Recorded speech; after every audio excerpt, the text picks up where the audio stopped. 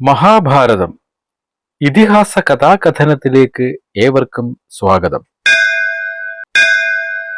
അളവറ്റ ധനം മോഹിച്ച് പരശുരാമന്റെ അടുക്കൽ ചെന്ന ദ്രോണന് കിട്ടിയത് വിലമതിക്കാനാവാത്ത ആയുധങ്ങളും അതിന്റെ പ്രയോഗ പാഠവും ആയിരുന്നു. സ്വന്തം വീട്ടിലെത്തിയ ദ്രോണൻ സാമ്പത്തികമില്ലായ്മയെക്കുറിച്ചോർത്ത് ദുഃഖിച്ചു. തന്റെ മകന് സഹപാഠികളിൽ നിന്നുണ്ടായ അവഹേളനവും ദ്രോണനെ സങ്കടപ്പെടുത്തി. ചിന്താധീനനായിരുന്ന ദ്രോണന് അപ്പോഴാണ് തന്റെ ഗുരുകുല സുഹൃത്തായിരുന്ന ദ്രുപദനെപ്പറ്റി ഓർമ്മ വന്നത്. ഭരദ്വാജാശ്രമത്തിൽ വെച്ച് ഇരുവരും സഹപാഠികൾ മാത്രമായിരുന്നില്ല, ഉറ്റ ചങ്ങാതിമാരും ആയിരുന്നു. തന്നെ ദ്രുപദൻ കൈവിടില്ല എന്ന ചിന്ത അദ്ദേഹത്തിനുണ്ടായിരുന്നു. ദ്രുപദനെ ചെന്ന് കാണാൻ ദ്രോണൻ തീരുമാനിച്ചു. ബാലനായിരുന്നപ്പോൾ ദ്രോണൻ പറഞ്ഞിട്ടുണ്ടായിരുന്നു, ഞാൻ രാജാവാകുമ്പോൾ പകുതി രാജ്യം നിനക്ക് തരുന്നതാണെന്ന്. രാജ്യം ലഭിച്ചില്ലെങ്കിലും ജീവിക്കാനുള്ള വക കിട്ടുമെന്ന് ദ്രോണൻ വിചാരിച്ചു. പാഞ്ചാല രാജ്യത്തേക്ക് പോകാൻ ദ്രോണൻ വിചാരിച്ചു. ഭാര്യ കൃപിയെയും മകൻ അശ്വത്ഥമാവിനെയും കൂട്ടി ദ്രോണർ പാഞ്ചാല രാജധാനിയിലേക്ക് നടന്നു. ദ്രുപദനാണ് പാഞ്ചാല രാജ്യത്തെ ഇപ്പോഴത്തെ രാജാവ്. രാജധാനിയിലെത്തിയ ദ്രോണൻ ദ്രുപദനെ അഭിവാദ്യം ചെയ്തു പറഞ്ഞു, രാജാവേ, അങ്ങേക്ക് മംഗളം. ഞാൻ ദ്രോണനാണ്. അങ്ങെന്നെ ഓർക്കുന്നില്ലേ? നമ്മളൊന്നിച്ച് ഗുരുകുലത്തിൽ പഠിച്ചിരുന്നു. അന്ന് അങ്ങെന്നോട് പറഞ്ഞ വാഗ്ദാനം ഓർക്കുന്നില്ലേ? സഹായം അഭ്യർത്ഥിച്ചു വന്നിരിക്കുകയാണ് ഞാൻ. പകുതി രാജ്യം വരെ തരാമെന്ന് ഭവാൻ പറഞ്ഞത് ഓർക്കുന്നില്ലേ? അങ്ങ് വാക്കുപാലിച്ചാലും. ദ്രോണന്റെ വാക്കുകൾ കേട്ടപ്പോൾ ദ്രുപദന് പെട്ടെന്ന് ദേഷ്യമാണ് ഉണ്ടായത്. രാജാവിന്റെ കണ്ണുകൾ ചുമന്നു. ദ്രോണനെ ഉച്ചഭാവത്തിൽ നോക്കി പറഞ്ഞു, നീ ഈ പറഞ്ഞത് ശരിയല്ല. നിന്റെ ബുദ്ധി കൊള്ളാം. സൗഹൃദത്തിന്റെ പേരും പറഞ്ഞ് പകുതി രാജ്യം ആഗ്രഹിക്കുന്നുവോ? ധിക്കാരമാണിത്. ഉയർന്ന പദവിയിൽ ഉള്ള ഒരു രാജാവിന് നിന്നെപ്പോലുള്ളവരോടാണോ സൗഹൃദം കൂടേണ്ടത്? നീ മൂഢനാണ്. നിർധനനും പണക്കാരനും തമ്മിൽ ചേരില്ലെന്ന് നിനക്കറിയില്ലേ? സൗഹാർദ്ദം പഴക്കം കൊണ്ട് കെട്ടുപോകും. മുമ്പ് വല്ല കാര്യവും ഞാൻ നിന്നോട് പറഞ്ഞിട്ടുണ്ടെങ്കിൽ അതിപ്പോൾ വിലപ്പോകില്ല. പഴയ സൗഹൃദം പറഞ്ഞ് വലിഞ്ഞു കയറി വന്നിരിക്കുന്നു. പഴക്കത്തിൽ ക്ഷയിക്കാത്ത ഒരു സൗഹൃദവും ആർക്കുമില്ല. ദരിദ്രനും ധനവാനും, പണ്ഡിതനും തിരുമണ്ടനും, ക്ലീബനും ശൂരനും തമ്മിൽ ഒരിക്കലും ചേരുകയില്ല. അതിനാൽ നിനക്കൊന്നും തരാൻ ഞാൻ ഒരുക്കമല്ല. വേണമെങ്കിൽ ഭോജനശാലയിൽ പോയി ഒരു നേരത്തെ ഭക്ഷണം കഴിച്ചിട്ട് പോകാം. ഇത്രയും ദ്രുപദൻ പറയുന്നത് കേട്ട് ഒന്നും മിണ്ടാതെ അല്പനേരം നിന്ന ദ്രോണർ രാജസഭയിൽ നിന്ന് ഇറങ്ങിപ്പോയി. വെളിയിൽ കാത്തുനിന്ന ഭാര്യയെയും മകനെയും കൂട്ടി കൊട്ടാരം വിട്ട് നടന്നകന്നു. പാഞ്ചാലം വിട്ടിറങ്ങിയ ദ്രോണൻ അവിടെ നിന്നെത്തിയത് ഹസ്തനാപുരിയുടെ മണ്ണിലാണ്. അവിടെയാണല്ലോ കൃപിയുടെ സഹോദരനായ കൃപൻ താമസിക്കുന്നത്. കൃപന്റെ താമസ സ്ഥലത്തേക്ക് അവർ ചെന്നു. സഹോദരിയെയും ഭർത്താവിനെയും അനന്തിരവനെയും കൃപൻ സ്വന്തം ഗൃഹത്തിൽ താമസിപ്പിച്ചു. ഇവർ കൃപന്റെ വീട്ടിൽ താമസിക്കേണ്ടതെന്ന് മറ്റാരും അറിഞ്ഞിരുന്നില്ല. കൃപനാണ് പാണ്ഡവകുമാരന്മാരെ കൗരവകുമാരന്മാരെ അസ്ത്രവിദ്യ പഠിപ്പിച്ചുകൊണ്ടിരിക്കുന്നത്. കൃപന്റെ കൂടെ അശ്വത്ഥമാവും കളരിയിലേക്ക് പോകുമായിരുന്നു. അസ്ത്രാഭ്യാസത്തിൽ മിടുക്കനായ അശ്വത്ഥമാവ് അമ്മാവന്റെ നിർദ്ദേശപ്രകാരം കുമാരന്മാർക്ക് അസ്ത്രവിദ്യാഭ്യാസം പഠിപ്പിക്കുക പതിവായി. താൻ ആരുടെ പുത്രനാണെന്ന് അശ്വത്ഥമാവ് വെളിപ്പെടുത്തിയിരുന്നില്ല. കൃപന്റെ വീട്ടിൽ തന്നെ ഇരുന്ന് മുഷിഞ്ഞ ദ്രോണർ ഒരു ദിവസം പുറത്തിറങ്ങി ചുറ്റും കാഴ്ചകൾ കണ്ട് നടക്കുകയായിരുന്നു. അപ്പോൾ ദൂരെ ഒരു മൈതാനത്ത് രാജകുമാരന്മാർ കരോട്ടും കളി കളിച്ച് ആനന്ദിക്കുന്നത് ദ്രോണർ കണ്ടു. പെട്ടെന്ന് അവരുടെ കയ്യിൽ നിന്നും കാര അടുത്തുണ്ടായിരുന്ന ഒരു പൊട്ടക്കിണറ്റിൽ ചെന്നു വീണു. കാര കിണറ്റിൽ നിന്നും പുറത്തെടുക്കാൻ പാണ്ഡവ കൗരവ കുമാരന്മാർ പഠിച്ച പണി 18 നോക്കി. പക്ഷെ അവർക്ക് സാധിച്ചില്ല. എന്തോ മനസ്സിൽ ഉറപ്പിച്ച പോലെ ഇതുതന്നെയാണ് പറ്റിയ സമയം എന്ന് തീരുമാനിച്ച് ദ്രോണർ കുമാരന്മാരുടെ അടുത്തേക്ക് ചെന്നു. കറുത്തുമെലിഞ്ഞ് നരച്ച മുടിയുള്ള പൂണൂൽക്കാരനെ കണ്ട് കുട്ടികൾ ഓടി അടുത്തു ചെന്നു വെപ്രാളത്തോടെ പറഞ്ഞു, ഹേ ബ്രാഹ്മണ, ഞങ്ങളുടെ കാര കിണറ്റിൽ വീണു, ഒന്നെടുത്തു തരൂ, ഞങ്ങൾ പരാജയപ്പെട്ടു. കുമാരന്മാരുടെ ആവലാതി കണ്ട് പുഞ്ചിരിയോടെ ദ്രോണർ പറഞ്ഞു, നിങ്ങൾ ക്ഷത്രിയരല്ലേ? മോശം മോശം, നിങ്ങൾ അസ്ത്രവിദ്യ പഠിച്ചവരല്ലേ? നിങ്ങളുടെ പഠിപ്പും ക്ഷാത്രവും മോശം തന്നെ. കിണറ്റിൽ വീണ ഒരു കാരയെടുക്കാൻ ഇത്ര പ്രയാസമോ? കഷ്ടം തന്നെ. ദ്രോണർ കയ്യിലിരുന്ന മോതിരം ഊരി കിണറ്റിലിട്ടു. ഈ മോതിരവും കാരയും കൂടി ഒന്നിച്ച് ഞാൻ ഇഷീക പുല്ലുകൊണ്ട് എടുക്കാം. എനിക്ക് നിത്യവും നിങ്ങൾ ഭക്ഷണത്തിനുള്ള വക തരുമോ? അത് കേട്ട് പാണ്ഡവരിൽ മൂത്തവനായ യുധിഷ്ഠിരൻ പറഞ്ഞു, കൃപാചാര്യന്റെ സമ്മതമുണ്ടെങ്കിൽ ഭവാന് എന്നും ഞങ്ങളുടെ ഗൃഹത്തിൽ നിന്ന് അന്നം കിട്ടും. ഇത് കേട്ട് ചിരിച്ചുകൊണ്ട് ദ്രോണർ പറഞ്ഞു, നിങ്ങൾ കണ്ടോളൂ. അടുത്തുനിന്ന കുറെ ഇഷീക പുല്ല് പറിച്ച് കയ്യിലെടുത്ത് തുടർന്ന് പറഞ്ഞു, ഈ ഇഷീക പുല്ല് മന്ത്രിച്ച് ഞാൻ ആദ്യം കാരയിൽ തറപ്പിക്കും. ഒന്നിനു പിറകെ ഒന്നായി ഞാൻ മോതിരവും കാരയും പുറത്തെടുക്കാം. ദ്രോണൻ മന്ത്രം ജപിച്ച് ഇഷീക പുല്ലുകൾ കിണറ്റിലേക്ക് എറിഞ്ഞു. ഒന്നിനു പിന്നിൽ ഒന്നായി ഒടുവിൽ മോതിരവും കാരയും പുറത്തെടുത്തു. അത് കണ്ട് കുമാരന്മാർക്ക് അത്ഭുതമായി. ഇതിനു മുമ്പ് ഇങ്ങനെ ഒരു അത്ഭുതം അവർ കണ്ടിട്ടില്ല. ദ്രോണൻ കിണറ്റിൽ നിന്നെടുത്ത മോതിരം യുധിഷ്ഠിരന് നൽകി. യുധിഷ്ഠിരൻ പറഞ്ഞു, ഹേ ബ്രാഹ്മണ, അങ്ങയ്ക്ക് മംഗളം. ഭവാന്റെ വിദ്യ മറ്റാർക്കുമില്ല. ഭവാൻ ആരാണ്? ഞങ്ങൾ അങ്ങയ്ക്ക് വേണ്ടി ഇനി എന്തു ചെയ്യണം? ദ്രോണൻ പറഞ്ഞു, ഈ വിവരങ്ങളൊക്കെ എല്ലാം നിങ്ങൾ പോയി ഭീഷ്മനോട് പറയണം. പിന്നെ മഹാത്മാവായ അദ്ദേഹം വേണ്ടത് ചെയ്തോളും. ഉത്സാഹത്തോടെ കുട്ടികൾ ഭീഷ്മന്റെ അടുത്ത് ചെന്ന് ഉണ്ടായ സംഭവങ്ങളെല്ലാം പറഞ്ഞു. അത് ദ്രോണനായിരിക്കാമെന്ന്, അതിനുള്ള സാധ്യതയാണ് ഉള്ളതെന്ന് ഭീഷ്മൻ മനസ്സിൽ പറഞ്ഞു. കുട്ടികൾക്ക് മികച്ച രീതിയിൽ വിദ്യ അഭ്യസിക്കാൻ ഒരാളെ അന്വേഷിക്കുന്ന സമയമായിരുന്നു അത്. ദ്രോണനെ ആളയച്ചു വിളിപ്പിച്ചു. രാജാകൊട്ടാരത്തിലേക്ക് വന്ന ദ്രോണനോട് ഭീഷ്മൻ വിവരങ്ങളൊക്കെ ചോദിച്ചു. ഹസ്തിനാപുരിയിലേക്ക് വരാനുള്ള കാരണവും തിരക്കിയറിഞ്ഞു. ദ്രോണൻ അഗ്നിവേശമുനിയുടെ ആശ്രമത്തിൽ വെച്ച് ദ്രുപദനും ദ്രോണനും തമ്മിലുണ്ടായിരുന്ന സൗഹൃദത്തെയും പറഞ്ഞ വാക്കിനെയും പിന്നീട് രാജാവായപ്പോൾ ദ്രുപദൻ ചെയ്ത പ്രവൃത്തികളുമെല്ലാം പറഞ്ഞു. ദ്രോണൻ ഒടുവിൽ പറഞ്ഞു, ഭീഷ്മ, ദ്രുപദന്റെ ധിക്കാരത്തിന് മറുപടി കൊടുക്കാൻ ഞാൻ അതിയായി ആഗ്രഹിക്കുന്നു. യോഗ്യരായ ശിഷ്യന്മാരെ ആഗ്രഹിച്ചാണ് ഞാൻ ഇങ്ങോട്ട് പോന്നത്. ഹസ്തനാപുരിയിൽ ഞാൻ എന്തു ചെയ്യണം? ഭീഷ്മൻ ദ്രോണരോട് പറഞ്ഞു, ഹേ ദ്രോണ, താങ്കൾ ഈ കൊട്ടാരത്തിൽ താമസിക്കുക. കുമാരന്മാരെ നല്ല അസ്ത്രവിദ്യകൾ പഠിപ്പിച്ചിട്ട് മികച്ച യോദ്ധാക്കളാക്കണം. കുരുക്കളുടെ രാജ്യവും മുതലും നിനക്ക് കൂടി ഉള്ളതാണെന്ന് മനസ്സിലാക്കുക. ഞങ്ങളുടെ ഭാഗ്യം കൊണ്ടാണ് ഭവാൻ ഇവിടെ എത്തിയത്. അങ്ങയുടെ ഇഷ്ടം പോലെ പ്രവർത്തിക്കുക.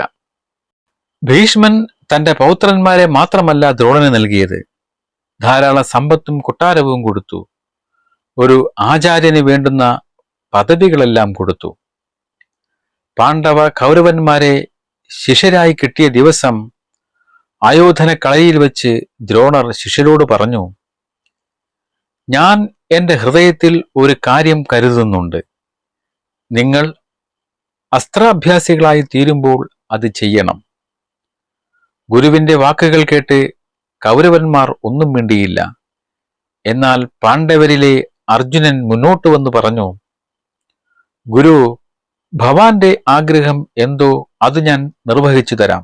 സത്യം, എല്ലാവരും കേൾക്കെ ഞാൻ സത്യം ചെയ്യുന്നു. സന്തോഷത്തോടെ ദ്രോണർ അർജുനനെ കെട്ടിപ്പിടിച്ചു, മൂർധാവിൽ ചുംബിച്ചു. ദ്രോണന്റെ കണ്ണുകൾ നിറഞ്ഞു. പിന്നീട് ദ്രോണൻ പാണ്ഡവരെയും കൗരവരെയും വേണ്ടുന്ന അസ്ത്രവിദ്യകൾ പഠിപ്പിക്കാൻ തുടങ്ങി. മറ്റു രാജാക്കന്മാരുടെ മക്കളെയും പഠിപ്പിച്ചു തുടങ്ങി. അവരിൽ അന്ധകന്മാരും വൃഷ്ണികളും അന്യ രാജാക്കന്മാരുടെ മക്കളും ഉണ്ടായിരുന്നു.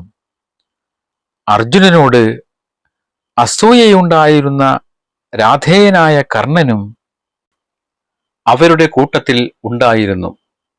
ദുര്യോധനന്റെ സഖാവായി പാണ്ഡവരോടുള്ള വെറുപ്പ് ഉള്ളിൽ വെച്ചാണ് കർണൻ ദ്രോണനിൽ നിന്ന് അസ്ത്രാഭ്യാസം അഭ്യസിച്ചത്. അവരിലൊക്കെ മെച്ചപ്പെട്ട പ്രകടനം കാണിച്ചുകൊണ്ടിരുന്നത് അർജുനനായിരുന്നു. അർജുനന് തുല്യം ആരുമുണ്ടാകില്ലെന്ന് ഗുരു ദ്രോണർ മനസ്സിലുറപ്പിച്ചു. കുമാരന്മാർക്ക് ഓരോ കമണ്ഡലവും ഗുരു കൊടുത്തു. തന്റെ മകനായ അശ്വത്ഥമാവിനും കൊടുത്തു ഒരു കുടം. ഗുരുകുലത്തിൽ മറ്റു ജോലികളും അശ്വത്ഥമാവിന് ചെയ്യേണ്ടതുണ്ടായിരുന്നു. ഗുരു ശിഷ്യന്മാരോട് പറഞ്ഞു, കുടത്തിൽ എല്ലാവരും വെള്ളം പെട്ടെന്ന് കൊണ്ടുവരീൻ. വെള്ളമെടുക്കാൻ മറ്റുള്ളവർ പോയപ്പോൾ അർജുനൻ വരുണാസ്ത്രം ജപിച്ചു വിട്ട് കുടത്തിൽ ജലം നിറച്ചു. പെട്ടെന്ന് തന്നെ ഗുരുപുത്രൻ അശ്വത്ഥമാവിനെ സഹായിക്കാൻ അവന്റെ അടുത്ത് പാർത്ഥൻ ചെന്നു. അർജുനൻ തന്റെ പുത്രനേക്കാൾ ഒട്ടും താഴെയല്ലെന്ന് ദ്രോണർ മനസ്സിലാക്കി. അസ്ത്രവിദ്യകളെല്ലാം പെട്ടെന്ന് തന്നെ പഠിക്കുന്ന അർജുനനോട് ദ്രോണന് പ്രത്യേക വാത്സല്യം തോന്നി. ഒരിക്കൽ കുശിനിക്കാരനെ വിളിച്ച് ദ്രോണൻ രഹസ്യമായി പറഞ്ഞു, അർജുനന് ഇരുട്ടത്തിരുന്ന് ഭക്ഷണം കഴിക്കാൻ ഇടവരരുത്. ഞാൻ പറഞ്ഞത് അവനോട് പറയുകയും അരുത്. അങ്ങനെ പാർത്ഥൻ ഉണ്ണുന്ന സമയത്ത് ഒരു രാത്രി പെട്ടെന്ന് കാറ്റുവീശി വിളക്കണഞ്ഞു. ഉണ്ണുന്ന പാർത്ഥന് അതുകൊണ്ട് വിഷമം ഒന്നും ഉണ്ടായില്ല. കൈയും വായും ചോറും കറിയുമായി പരിശീലനം മൂലം ഇണങ്ങിച്ചേർന്നു. അർജുനന് തന്നെ അത്ഭുതം തോന്നി. അഭ്യാസമുണ്ടെങ്കിൽ ഒന്നിനും വിഷമമില്ല, ശ്രദ്ധ വേണമെന്ന് മാത്രം പാർത്ഥൻ ചിന്തിച്ചു. അതിനുശേഷം രാത്രി ഇരുട്ടത്ത് നിന്ന് അസ്ത്രപ്രയോഗം അർജുനൻ പരിശീലിക്കുവാൻ തുടങ്ങി.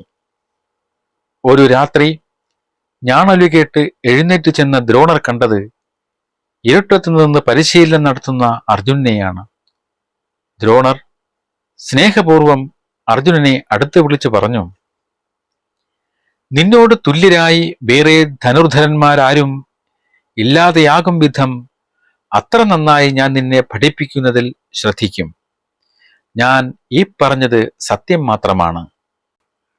ദ്രോണൻ പിന്നെ അർജുനനെ ആന, തേര്, കുതിര മുതലായ വാഹനങ്ങളിൽ ഇരുന്നു കൊണ്ടും നിലത്ത് നിന്നുകൊണ്ടും ചെയ്യേണ്ട യുദ്ധമുറകൾ പഠിപ്പിച്ചു. അങ്ങനെ ദ്രോണന്റെ പ്രശസ്തി എങ്ങും പരന്നു. കേട്ടറിഞ്ഞ് അനേകം രാജാക്കന്മാരും രാജപുത്രന്മാരും ധനുർവേദം പഠിക്കാൻ ദ്രോണന്റെ സമീപത്തെത്തി. ഒരിക്കൽ നിഷാദ രാജാവായ ഹിരണ്യധനുസ്സിന്റെ പുത്രൻ ഏകലവ്യൻ ദ്രോണന്റെ അടുത്തു ചെന്നു. അവൻ അധകൃതനായകയാൽ മറ്റുള്ളവരുടെ എതിർപ്പ് മൂലം ദ്രോണൻ അവനെ പഠിപ്പിക്കാൻ തയ്യാറായില്ല. എന്നാൽ അവൻ ദ്രോണന്റെ പാദങ്ങളിൽ കുമ്പിട്ട് നമസ്കരിച്ചിട്ടാണ് പോയത്. അവൻ കാട്ടിൽ ചെന്ന് ദ്രോണന്റെ മൺപ്രതിമയുണ്ടാക്കി ഗുരുവായി സങ്കല്പിച്ച് ആദരവോടെ പ്രതിമയുടെ മുന്നിൽ നിന്ന് അസ്ത്രപ്രയോഗം നിഷ്ഠയോടെ പരിശീലിച്ചു. അവൻ അത്ര മിടുക്കനും പ്രയോഗിക്കാൻ പ്രാപ്തനുമായിരുന്നു. അവൻ ഓരോ വിദ്യകളും അങ്ങനെ ഗുരുവിന്റെ പ്രതിമയുടെ മുന്നിൽ നിന്ന് പഠിച്ചുകൊണ്ടിരുന്നു. ഒരു ദിവസം കൗരവ പാണ്ഡവന്മാർ തേരിൽ കയറി നായാട്ടിനായി കാട്ടിലേക്ക് പോയി. കുറെ സാധനങ്ങളുമായി ഒരാൾ തന്റെ നായയും കൂട്ടിയാണ് അവരോടൊപ്പം പോയത്. കാട്ടിലെത്തിയ നായ ഏകലവ്യൻ അസ്ത്രാഭ്യാസം നടത്തുന്ന സ്ഥലത്തെത്തി കുരച്ചുകൊണ്ടിരുന്നു. അപ്പോൾ ആ നായുടെ വായിലേക്ക് 7 അസ്ത്രങ്ങൾ കൈവേഗത്തോടെ ഏകലവ്യൻ അയച്ചു. കരഞ്ഞു നിലവിളിച്ചുകൊണ്ട് അമ്പുമായി ആ നായ് ഓടി പാണ്ഡവരുടെ അടുത്തെത്തി. അത് കണ്ട് എല്ലാവരും അത്ഭുതപ്പെട്ടു. അവർ ലജ്ജിച്ചുപോയി. ഇത്രയും അസ്ത്രപാഠമുള്ളവൻ ആരാണ്? ആ ആളിനെ തിരക്കി പാണ്ഡവർ കാട്ടിലേക്ക് കിടന്നു. അവർ ദ്രോണപ്രതിമയ്ക്ക് മുന്നിൽ നിന്ന് അസ്ത്രം പരിശീലിക്കുന്ന ഏകലവ്യനെ കണ്ടു. വികൃതരൂപിയായ അവനെ ആർക്കും മനസ്സിലായില്ല. പാണ്ഡവർ അടുത്തു ചെന്ന് ഭവാൻ ആരുടെ പുത്രനാണ് എന്ന് ചോദിച്ചു. ഏകലവ്യൻ പറഞ്ഞു, ഞാൻ നിഷാദ രാജാവായ ഹിരണ്യധനുസിന്റെ പുത്രനാണ്, ദ്രോണന്റെ ശിഷ്യനാണ്. ധനുർവേദം പരിശീലിക്കുന്നവനാണ് ഞാൻ. വീരന്മാരെ, കൗരവന്മാർ അവന്റെ സകല വിവരങ്ങളും ചെന്ന് ദ്രോണനോട് പറഞ്ഞു. ഏകലവ്യന്റെ അസ്ത്രപ്രയോഗം അർജുനന്റെ മനസ്സിൽ തങ്ങി നിന്നു. ആരുമില്ലാത്ത സമയത്ത് അർജുനൻ ദ്രോണനോട് പറഞ്ഞു, ഗുരു, ഭവാൻ പറഞ്ഞത് ഓർമ്മയുണ്ടോ? നിന്നേക്കാൾ മേലെയായി ഒരു ശിഷ്യനും ഇല്ലെന്ന്. എന്നാൽ എന്നേക്കാൾ മീതെ എന്നു മാത്രമല്ല, ഇന്ന് ലോകത്തിൽ ഏറ്റവും ഉത്തമനായ മറ്റൊരാൾ ഭവാന്റെ ശിഷ്യനായി ഉണ്ടെന്നറിയുന്നു, നിഷാദ രാജാവിന്റെ പുത്രൻ. അത് കേട്ട് ദ്രോണർ അല്പനേരം ചിന്തിച്ചു നിന്നു. പിന്നെ മനസ്സിൽ എന്തൊക്കെയോ കണക്ക് കൂട്ടി. ദ്രോണർ പാർത്ഥനെയും വിളിച്ചുകൊണ്ട് ഏകലവ്യന്റെ അടുത്തേക്ക് പോയി. ജടാവൽക്കലധാരിയായി നിൽക്കുന്ന ഏകലവ്യനെ അവർ കണ്ടു. ദ്രോണനെ കണ്ട് ഏകലവ്യൻ തൊഴുത് സ്വീകരിച്ചു, പാദത്തിൽ നമസ്കരിച്ചു. ഞാൻ ഭവാന്റെ ശിഷ്യനാണ് എന്ന് ഏകലവ്യൻ പറഞ്ഞപ്പോൾ ഗൗരവത്തിൽ ദ്രോണൻ പറഞ്ഞു, നീ എന്റെ ശിഷ്യനാണെങ്കിൽ എനിക്ക് ഗുരുദക്ഷിണ നൽകുക. ഗുരുവിന്റെ വാക്ക് കേട്ടപ്പോൾ ഏകലവ്യന്റെ മനസ്സിൽ കുളിരുകൂരി. അവന് അത്യധികം പ്രതീക്ഷയുണ്ടായി. ഏകലവ്യൻ പറഞ്ഞു, ഭഗവാനെ, ഞാൻ എന്താണ് നൽകേണ്ടത്? ഭവാൻ കൽപ്പിച്ചാലും. ഹേ ബ്രഹ്മജ്ഞ, ഗുരുവിന് നൽകാൻ വയ്യാത്തതൊന്നും എനിക്കില്ല. എങ്കിൽ വലം കൈയിന്റെ പെരുവിരൽ തരികെന്ന് ഉറച്ച സ്വരത്തിൽ ദ്രോണർ ഏകലവ്യനോട് ആവശ്യപ്പെട്ടു. ഏകലവ്യൻ നടുങ്ങിപ്പോയി. തന്റെ ധനുർവേദം തന്നിൽ നിന്ന് അകന്നു പോകുമോ എന്നോർത്ത് അവന്റെ മനസ്സ് പിടഞ്ഞു. കണ്ണുനീർ ധാരധാരയായി ഒഴുകി. താൻ ഗുരുവിനോട് പറഞ്ഞ സത്യം പാലിക്കണം. അവന്റെ അന്തരംഗം പറഞ്ഞു, സത്യം സംരക്ഷിക്കണം, പറഞ്ഞ വാക്ക് പാലിക്കണം. മുഖത്ത് സന്തോഷം വരുത്തി പ്രസന്നഭാവത്തിലായെങ്കിലും ഉൾഭീതിയോടെ യാതൊരു മടിയും കാണിക്കാതെ വലം കൈയുടെ പെരുവിരൽ അറുത്തെടുത്ത് ദ്രോണന്റെ മുന്നിൽ ദക്ഷിണയായി സമർപ്പിച്ചു. ഏകലവ്യന്റെ ഈ പ്രവൃത്തി കണ്ട് ദ്രോണന്റെ കണ്ണുകൾ നിറഞ്ഞെങ്കിലും ഗൗരവം വിടാതെ നിന്നു. വാത്സല്യ ശിഷ്യനായ അർജുനന് നൽകിയ വാക്കുപാലിക്കാൻ കടുങ്കൈ ചെയ്യേണ്ടി വന്നതിന്റെ പശ്ചാത്താപമാണ് ദ്രോണന്റെ കണ്ണുകളിൽ നിഴലിച്ചു നിന്നത്. ഏകലവ്യന്റെ കൈവേഗം കുറയും. പാർത്ഥൻ വീണ്ടും ഒന്നാമനാവും. ഒന്നും പറയാതെ ദ്രോണൻ അവിടെ നിന്നും പോയി. കുമാരന്മാരുടെ ആയുധാഭ്യാസങ്ങൾ തുടർന്നുകൊണ്ടിരുന്നു. ഭീമനും ദുര്യോധനനും ഗദായുദ്ധത്തിലാണ് കൂടുതൽ പരിശീലനം കൊണ്ടിരുന്നത്. ഗൂഢതന്ത്ര പ്രയോഗത്തിൽ മറ്റുള്ളവരെക്കാൾ മികച്ചു നിൽക്കുന്നത് ഗുരുപുത്രനായ അശ്വത്ഥമാവാണ്. വാൾപ്പയറ്റിൽ നകുല സഹദേവന്മാർ മിടുക്കന്മാരായി. എല്ലാ ആയുധപ്രയോഗത്തിലും മിടുക്കൻ അർജുനൻ തന്നെ.